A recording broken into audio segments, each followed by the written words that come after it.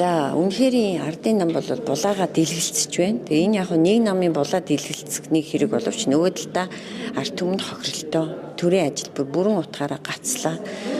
Улсын хурлын чуулган хуралдаж чадхаа байлаа. Манай ардсан намын тухайд бол улс төрийн том хүчин хэдий цөөхч гэсэн. Тэгэхээр бид нар бол асуудлыг бүлгээрээ гаргадаг. Тэгээ сая бол бас хуралдаж байгаад бүлгээрээ шийдвэрээ гаргасан байгаа.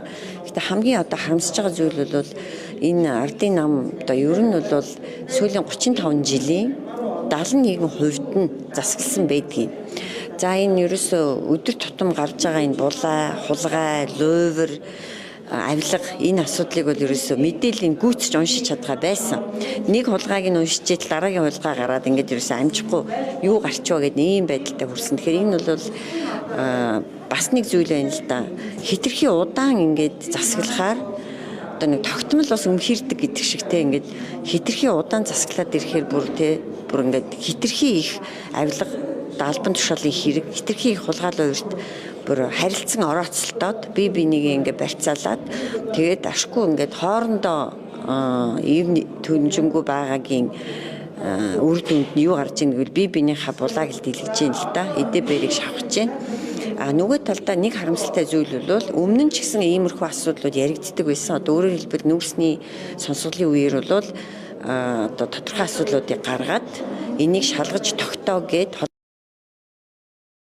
цагдаад өгсөн боловч шалгахгүй байна гэдэг байгаа шүү дээ. Тэр яг тэрэн шигэ дахиад энэ хоёр нам хоорондоо эвлэж нэгдээд бие биенийхээ булхай луйвар хулгайг дарагдуулаад дахиад шалгахгүй. За шалгасан ч гэсэн магадгүй нөгөө 60-аануудаа өмнөө гаргаж явуулаад нөгөө акулууд нь үлдчихвэ гэдэг айдас байгаа. Ягдвал энэ бол өмнө болсон явдал. Тэгэхээр энэс бол маш болгоомжилж, сэргийлж байна.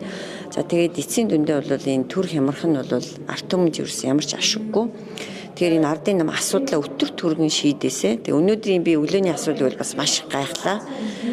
Уг нь бол засгийн газрыг огцруулахгүй болохгүй нэгэд 33 гишүүн билүү гарын үсэг 37 илүү 37 би нөгөө төр хороотой холж байна 37 гишүүн баха гарын үсэг цуглуулж өгсөн гэж 57 ч билүү те. Одоо энэ олон гарын үсэгт гэж байгаа боловчиг өглөө нөгөө огцруулахаар гарын үсэг зурж алдан бичиг өгсөн хэсгүүд нь дэмжингээд арцсан л та. Огцруулахгүй гэдээ арчгаар би бол бүр гайхаж байгаа.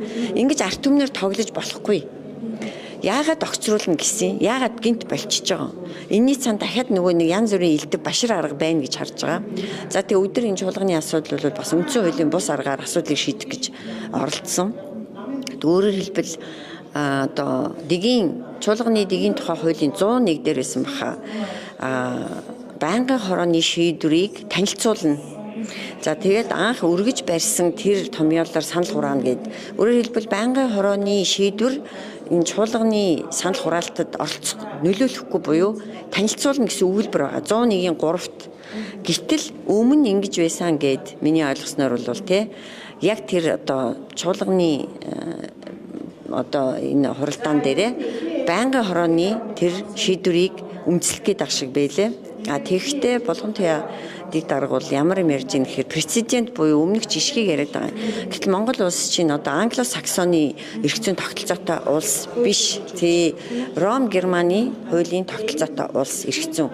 Тэгээ Ром Германы эрх зүйн тогтолцоотой улс яадаг вэ гэвэл зөвхөн цагаан дээр хараад бичсэн хууль дээр үндэслэж үйл ажиллагаа явуулдаг шийдвэр гаргадаг. Хэрвээ манайх англо-саксоны эрх зүйн тогтолцоотой улс байсан бол өмнөх жишгийг хараад за өмнө Ж Эрдэнэтийг Алтан уйгийг ингэж огцруулсан юм байна. Тэгэхээр ингэх ёстой гэж шийдэх санж.